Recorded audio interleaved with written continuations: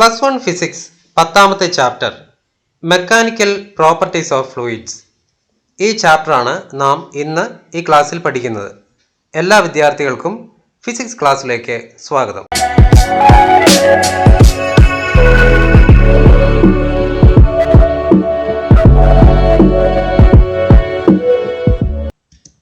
പദാർത്ഥങ്ങളുടെ വിവിധ അവസ്ഥകളെപ്പറ്റി ഹൈസ്കൂൾ ക്ലാസ്സിൽ നാം പഠിച്ചിട്ടുണ്ട്.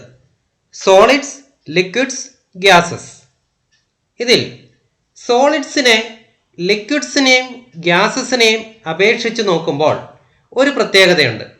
അതായത് ഡെഫിനിറ്റ് ഷേപ്പും വോളിയവും ഉള്ള പദാർത്ഥത്തിൻ്റെ സ്റ്റേറ്റിനെയാണ് നാം സോളിഡ്സ് എന്ന് വിളിക്കുന്നത്. ലിക്വിഡ്സോ, അവിടെ ഡെഫിനിറ്റ് വോളിയമുണ്ട്, പക്ഷെ ഷേപ്പില്ല. ലിക്വിഡ്സ് നാം ഏത് കണ്ടെയ്നറിലാണോ എടുക്കുന്നത് ആ കണ്ടെയ്നറിൻ്റെ അല്ലെങ്കിൽ ആ വെസലിൻ്റെ ഷേപ്പ് സ്വീകരിക്കും. ഗ്യാസിൻ്റെ കാര്യമെടുത്താൽ അവിടെ ഡെഫിനിറ്റ് വോളിയമോ ഷേപ്പോ ഇല്ല. ഈ ബിഹേവിയർ എടുത്ത് നോക്കുമ്പോൾ മോളിക്യൂൾസിൻ്റെ ആ സ്ട്രെങ്ത് ഓഫ് ഫോഴ്സ്, മോളിക്യൂൾസിൻ്റെ ഇടയിലുള്ള ആ ഒരു അട്രാക്റ്റീവ് ഫോഴ്സ്, അത് സോളിഡ്സിൽ മാക്സിമം ആണ്. എന്നാൽ ലിക്വിഡ്സിൽ അതിനേക്കാൾ കുറവാണ് ഗ്യാസിൽ. ലിക്വിഡ്സിനെയോ ഗ്യാസിനെയോ എടുത്ത് നാം നോക്കുകയാണെങ്കിൽ അതിൽ മോളിക്യൂൾസ് തമ്മിലുള്ള അട്രാക്റ്റീവ് ഫോഴ്സ് അത് സോളിഡ്സിനേക്കാൾ വളരെ കുറവായിരിക്കും. ഇതിൽ തന്നെ ലിക്വിഡ്സിന് ഗ്യാസുകളേക്കാൾ കൂടുതൽ അട്രാക്റ്റീവ് ഫോഴ്സ് കാണുവാൻ സാധിക്കും. ഗ്യാസിലെ മോളിക്യൂൾസ് വളരെ അട്രാക്റ്റീവ് ഫോഴ്സ് കുറഞ്ഞായിരിക്കും ഇരിക്കുക. അതുകൊണ്ട് തന്നെ ലിക്വിഡ്സിനും ഗ്യാസിനും പെട്ടെന്ന് തന്നെ ഫ്ലോ ചെയ്യാൻ സാധിക്കും. അതുകൊണ്ട് ഈ രണ്ട് അവസ്ഥകളെയും നാം ഫ്ലൂയിഡ്സ് എന്ന് വിളിക്കുന്നു. The fluid is the name given to a substance which begins to flow when external force is applied on it.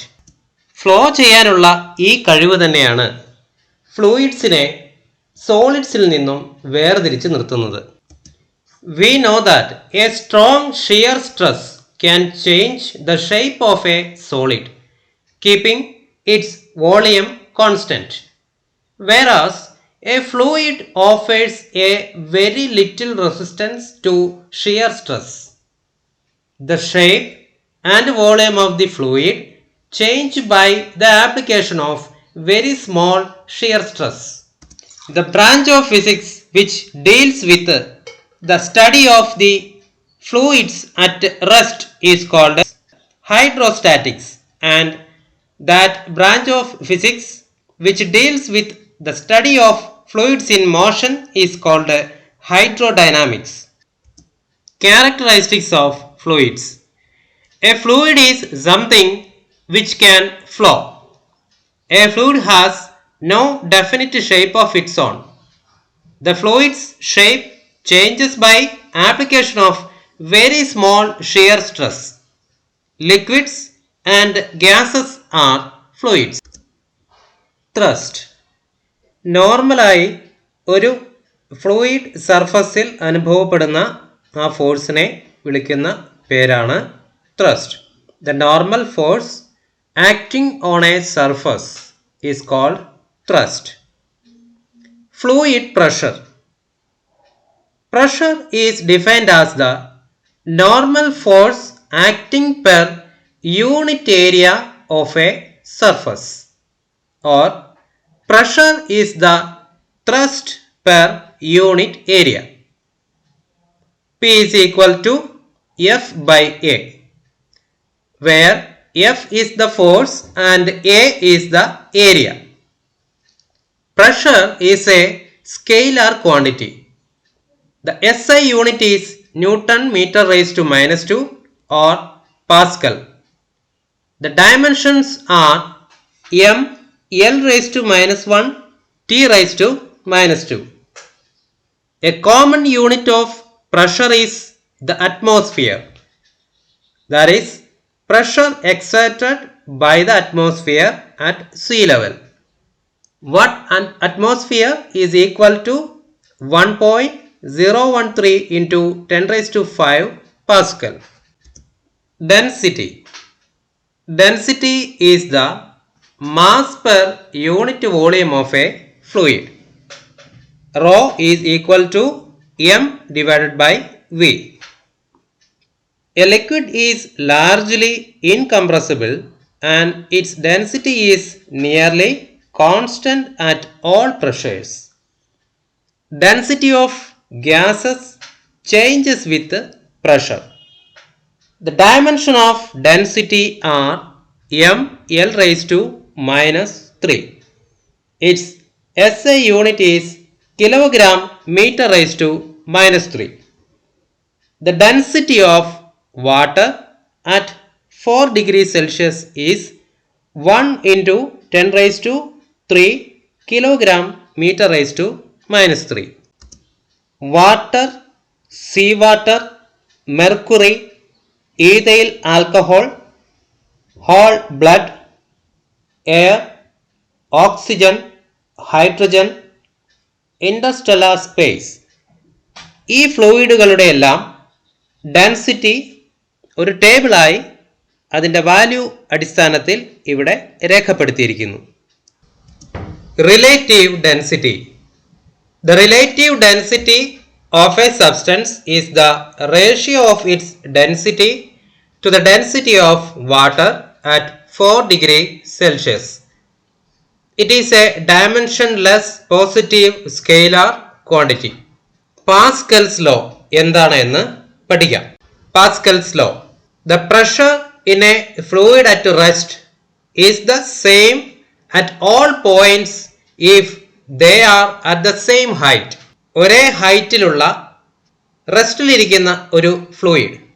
ഈ ഫ്ലൂയിഡിൻ്റെ എല്ലാ സ്ഥലത്തും പ്രഷർ ഒരുപോലെ ആയിരിക്കും. ഈ ലോയ്ക്ക് വിളിക്കുന്ന പേരാണ് Pascal's law. Variation of pressure with depth. പിക്ചറിൽ കാണാൻ കഴിയുന്നത് പോലെ ഒരു കണ്ടെയ്നറിൽ ഉള്ള ഫ്ലൂയിഡ്, അതിലെ ഒരു ചെറിയ ഏരിയ എലമെന്റ് ഓഫ് ഫ്ലൂയിഡ് ഒരു സിലിണ്ടറിക്കൽ എലമെന്റ് ഓഫ് ഫ്ലൂയിഡ് ആയി നാം കൺസിഡർ ചെയ്യുന്നു. അതിൻ്റെ ബേസ് ഏരിയ എന്ന് പറയുന്നത് എ, ഹൈറ്റ് എച്ച് ആണ്. ഈ സിലിണ്ടറിൻ്റെ രണ്ട് ഫേസുകൾ, മുകളിലും താഴെയുമുള്ള രണ്ട് ഫേസുകൾ, അത് 1, 2 എന്ന് രേഖപ്പെടുത്തിയിരിക്കുന്നു. Consider A cylindrical element of fluid having base area A and height h. As the fluid is at rest, the resultant horizontal forces should be 0 and the resultant vertical forces should balance the weight of the element. If mg is the weight of the fluid in the cylinder, we have P2A minus P1A is equal to mg.